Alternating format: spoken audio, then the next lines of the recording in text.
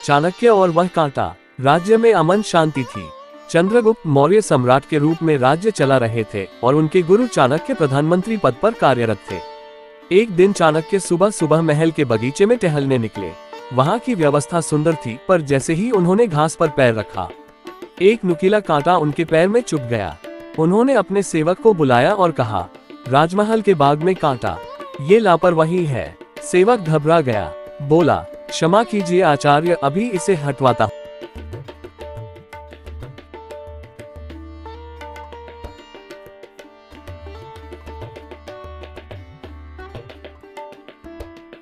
चाणक्य बोले, नहीं, इसे खुद सम्राट को देखना चाहिए, क्योंकि छोटे दोष जब अनदेखे रह जाएं, तो एक दिन पूरे राज्य को खा जाते हैं।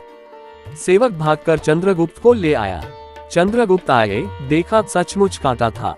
उन्होंने क्षमा मांगी और बोले, गुरुदेव, आप जैसे तपस्वी के चरण में ये पीड़ा, मैं तुरंत बागीचे के रक्षक को दंडित करता हूँ। पर चाणक्य ने हाथ उठाकर उन्हें रोका। राजन, दंड समस्या का समाधान नहीं है, समस्या की जड़ तक पहुंचना ही सच्चा राजधर्म है। उन्होंने एक कागज मंगवाया और लिखा, 1. बाग की निगरानी प्रतिदिन होनी चाहिए। 2. सूखे पेड़ पत्ते समय पर हटाए जाएं।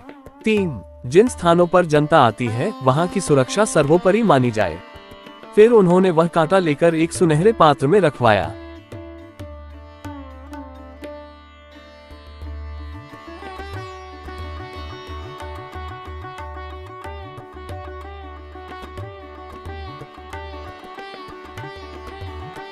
और उसे महल के मुख्य द्वार पर टांगने का आदेश दिया। चंद्रगुप्त ने पूछा, गुरुदेव, कांटे को वहां क्यों टांगना?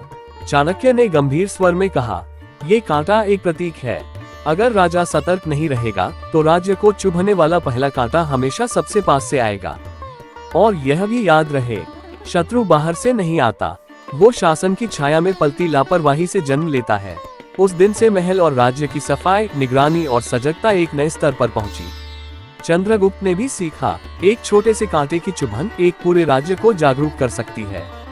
सीख, कभी भी छोटी चीजों को अनदेखा मत करो, क्योंकि जो कांटा आज तुम्हारे पैर में चुभा है, वही कल पूरे राज्य को घायल कर सकता है।